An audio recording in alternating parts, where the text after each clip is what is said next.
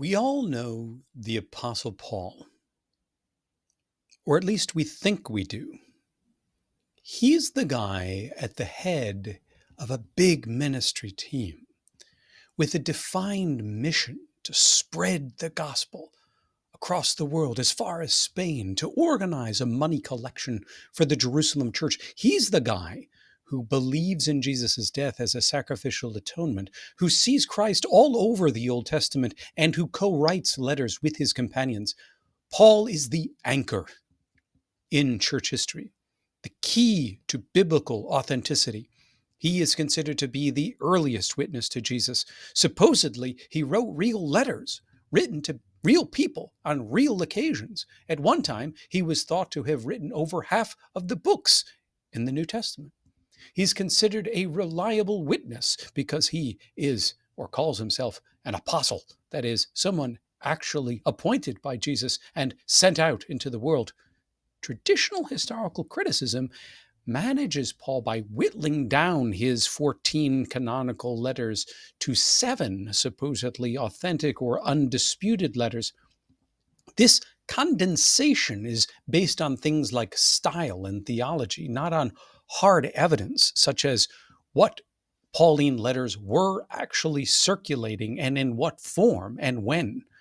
Up until the present moment, scholars didn't give a lot of thought to the question of early Pauline letter collections. They largely assumed that the 7 authentic letters of the canonical collection were reliable copies of letters that Paul actually wrote, sometimes with his own hand. The 7 letters are, simply put, data. And from these 7 letters, it's taken for granted that we can do the work of history. The figure of Marcion is thus infinitely important in this story because he gives us the very first recoverable edition of Paul's letters prior to the canonical editions. Marcion's collection was a group of 10 letters with some rather odd features from our modern perspective. His 10-letter collection presents a version of our Ephesians as a letter written to the Laodiceans. But the most interesting feature of Marcion's collection is that it presents all the letters as significantly shorter than their canonical versions. Marcion's collection confirms one important theory proposed by modern scholars, that the pastoral letters, that is 1 to 2 Timothy and Titus, along with the book of Acts, are inauthentic. It's not that Marcion removed these books from his canon. Rather, Marcion was so early, born about 80 of the Common Era, that it's likely he didn't even know about the pastorals, and there's no hard evidence that he used the book of Acts. Acts and the pastoral letters are revisionary works, probably written very late in Marcion's lifetime. They were written to revise or to reset the image of Paul, and perhaps of Marcion's Paul specifically. But knowledge of Marcion's collection raises a deeper problem that still is understudied by modern scholars. Given the fact that we do have a recoverable earlier collection of Paul's letters, a set of 10 letters, why do scholars still assume that one can do history from the later canonical collection, even if we whittle down that collection to 7? What if it was the case that the person or team who forged the pastoral letters also edited and expanded an early collection of Paul's letters, so that even our quote-unquote authentic Paul has been contaminated with forged and fictional elements from Paul's very Catholic biography in the book of Acts? That is to say, what if Paul's letters, as you read them in all English Bibles today, are really orthodox corruptions of what Paul actually wrote? If this could be proved, and I think it can, then scholars would have to rewrite every single thing that they've ever written about Paul's life and work. Now, this point is so important, I want to make sure that everyone understands its significance. Let me unpack this again. When we're talking about Marcion's edition of Paul's letters, the 10-letter collection, we're talking about the first known recoverable edition of Paul's letters, not necessarily the first edition, but the first known and recoverable edition. And this edition is fundamentally different from the edition that made it into all Bibles printed today. All the devotional and scholarly literature written on Paul today is based on the canonical edition of Paul. But the canonical edition of Paul doesn't give us Paul. The canonical Paul is basically an unnamed ghost writer or editor who expanded a core set of Pauline writings so that it would agree with the book of Acts and certain elements in the pastoral letters. The canonical Paul is, to put it bluntly, a fake apostle. We might call him a pseudo-apostle, an early Catholic creation, exactly the kind of figure that Marcion opposed. So, to sum up, there is a pre-canonical Paul and a canonical Paul, and we have texts of both. Whoever created the canonical collection knew the book of Acts very well and constructed a version of Paul based in part on this very same book. Ever since, churchgoers have been trying to establish the historicity of their canonical Paul because the Paul of their letters agrees with at least some of the narrative of Acts. But as I hope you can see, that's a very wrong-headed, non-historical way of thinking, since the canonical version of Paul has already been literarily constructed to look like the Paul you meet in Acts. Now, I know all this might look rather conspiratorial, maybe even a bit sinister. Let me be clear then. In its time, the publication and expansion of Paul, that is, the early Catholic edition of Paul, which became the canonical edition, this wasn't necessarily a secret event.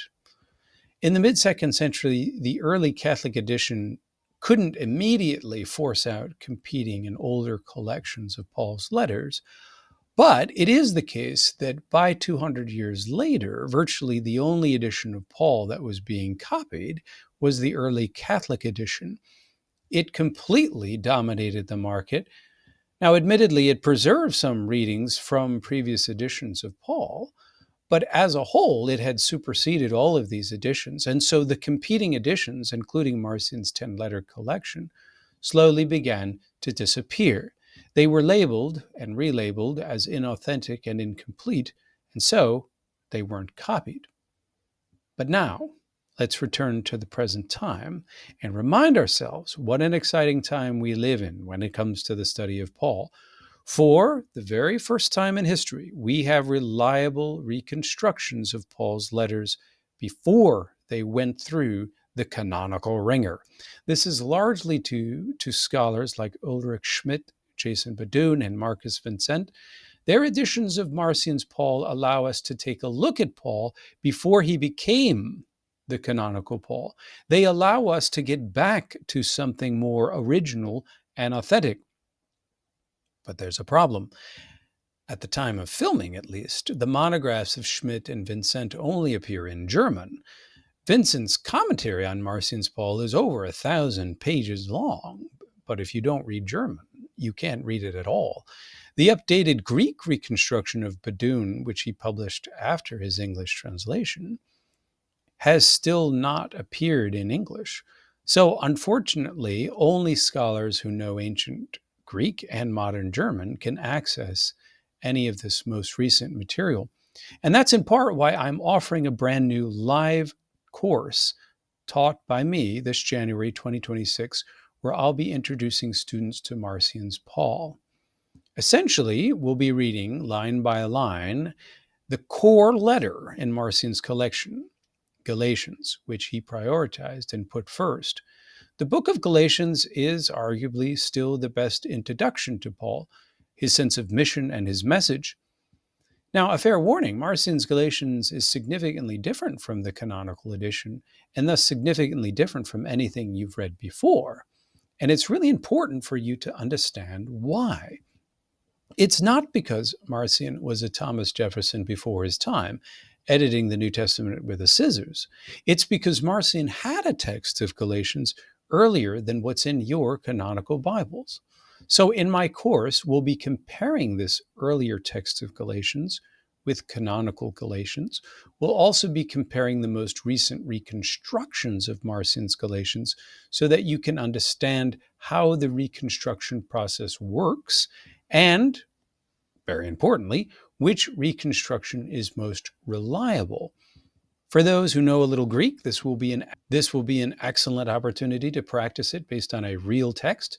For those who don't know Greek, no sweat. I'll translate and explain everything live so that it's comprehensible. And needless to say, because it's a live course over Google Meet, you can ask questions directly anytime. To conclude, let's circle back to the politics of scholarship. Traditional scholars today typically don't want to face up to Marcion's Paul because either they don't know about him, or if they know about him, they know that if his edition is historically prior, they will have to rewrite every book on Paul's theology and history. And my sense is they really don't want to do that because they are comfortable with the Paul of the canonical edition. After all, the canonical Paul is the Orthodox Paul, or it's the Paul that conservative scholars, by hook or crook, can make Orthodox. To have anything more or less would now be a threat to Christian theology and history. Marcion's Paul is that threat. His Paul demands that we rethink Paul's relationship to other apostles, to Judaism, to the Old Testament, to ideas like sacrificial atonement, to the Creator, to early church conflict, and so much more. So I hope to see all of you in my live course on Marcion's Paul in January. There is a URL in the description which will automatically apply a discount code to the course. I hope to see all of you there. Thank you so much for your support.